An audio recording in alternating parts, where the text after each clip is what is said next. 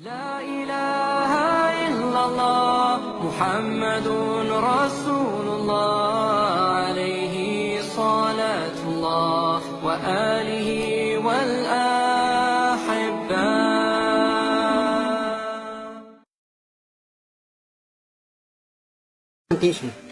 Kenapa kok pulang? Katanya mau diambilin apa itu? Babinsa sama apa itu? Sama kerawat ya katanya. Kurang tahu saya. Oh iya. Itu urusan Amir. Oh. Jadi sebenarnya nama kakek Mustamar, nama cucu siapa? Oni saya. Oni. Oh. Kita bersaudara. Oh. Kita dengan kalimat la ilaha illallah Muhammad Rasulullah.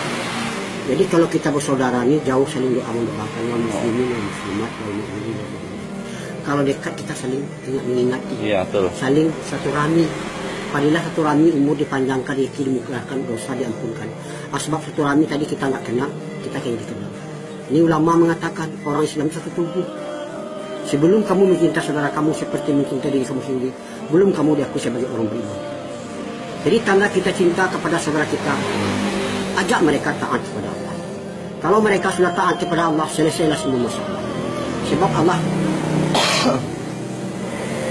kalau dengan kita taat kita selesai. Tapi kalau kita nggak mau taat kepada Allah, bertambahlah masalah. Jadi kita di dunia ini sementara, di akhirat selama-lamanya. Allah kuasa, makhluk tak kuasa. Dunia tidak ada, Allah yang ada. Dunia diadakan. Sebentar lagi dunia ini akan dihancurkan sehancur itu. Jadi jamaah-jamaah seperti kakek ini, kami nggak punya nama, cuma di nama jamaah kami banyak. Ada jamaah keliling, ada jamaah kompor, ada jamaah tablik. Semuanya itu nggak salah. Yang Islam ini nggak boleh di kelompok-kelompok.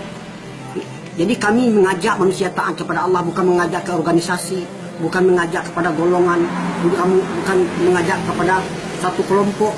Itu kalau seperti itu memecah umat. Tapi kalau mengajak taat kepada Allah, menyatukan umat. Jadi kita, Nabi mencontohkan dakwah itu menyimpan umat dari lorong ke lorong, dari gang ke gang, dari rumah ke rumah, dari pintu ke pintu, menyampaikan pentingnya perkara iman kepada orang Islam dan mengajak orang muslim masuk Islam. Itu dakwah yang contohkan Nabi. Tapi ceramah di masjid itu namanya ta'lim wa ta'allum, untuk yang tobat. Mungkin ada saudara kita yang lalai, yang lupa.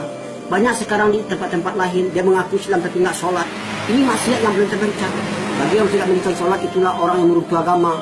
Bagi orang mendirikan sholat, itulah orang mendirikan agama. Jadi di sini orang beriman itu jelas Islam, tapi kalau orang Islam belum tahu beriman, apakah tanda-tanda orang beriman? A'udzubillahi minasyaitonirrajim. Bismillahirrahmanirrahim. Innama ya'muru masajidallah man amana billahi wal yaumil akhir. Sesungguhnya yang memakmurkan masjid-masjid Allah adalah orang yang beriman, orang yang percaya ayat surat At-Taubah ayat 18. Barang siapa akrab dengan masjid, Allah akan akrab dengan mereka. Kalau ada orang bolak-balik ke masjid, saksikan olehmu bahwa mereka itu adalah mukmin. Wahai malaikatku, kamu lihat nggak tetangga-tetanggaku? Siapa tetangga-tetangga murah? Orang selalu memakmurkan masjid. Sebab masjid itu adalah jantungnya kampung, taman-tamannya surga, benteng-bentengnya orang Islam, rumah-rumahnya Allah. Jadi kalau kita datang ke masjid, otomatis kita dimuliakan oleh Allah. Jadi ibadah yang paling cinta adalah sholat di awal waktu, di mana azan dikumandangkan. Jadi sholat perintah Allah, berjemaah sunnah Nabi. Jadi kalau kita sholat berjemaah dapat 27. Dapat sholat sendiri dapat 1. Mana yang mau kita uang 1.000 dari 27.000. Jadi kita selalu menafikan dunia, menisbatkan Allah. Jadi dunia ini sifatnya menggoda. Kalau kita tertipu oleh dunia, nanti kita akan menyesal.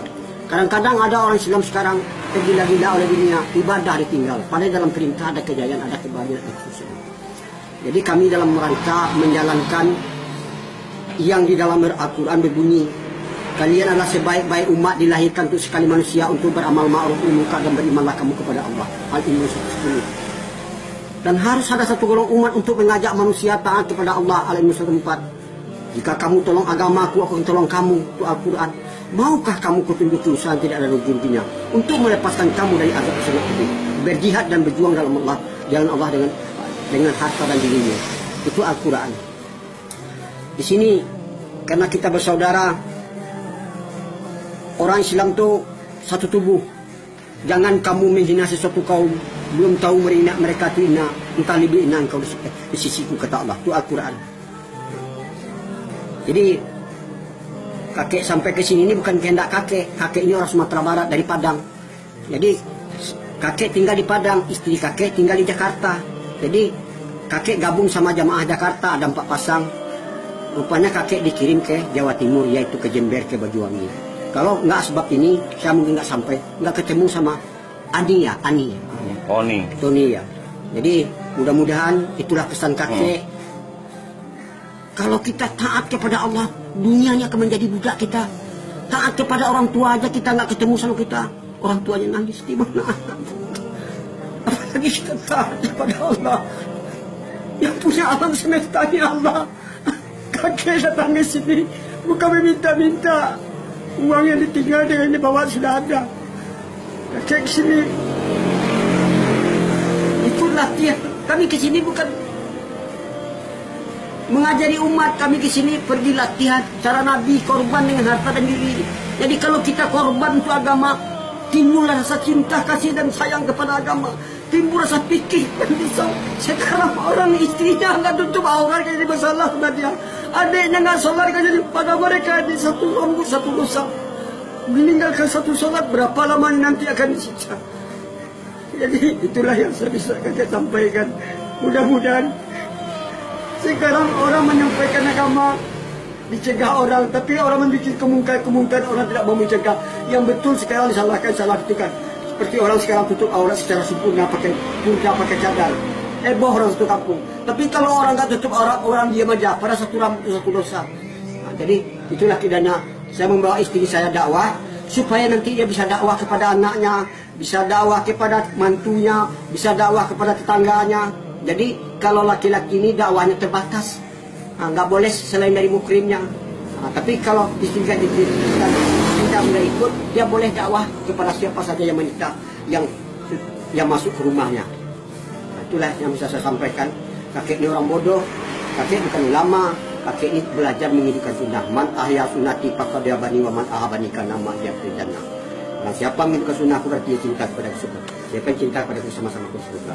Jadi pakaian itu kakek ini pakai sunnah nih. Nabi itu pakai sorban, pakai jenggot, pakai jubah di atas mata kaki. Ini namanya surah. Kalau sariroh itu surah, siroh.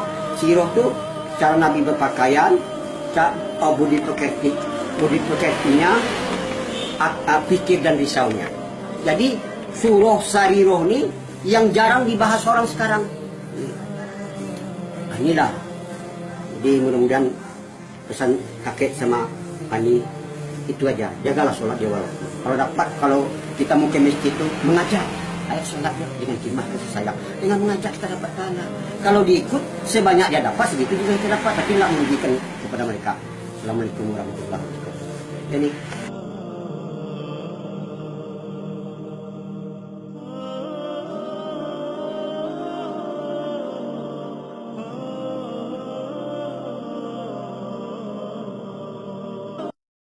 لا إله إلا الله محمد رسول الله عليه صلاة الله وآله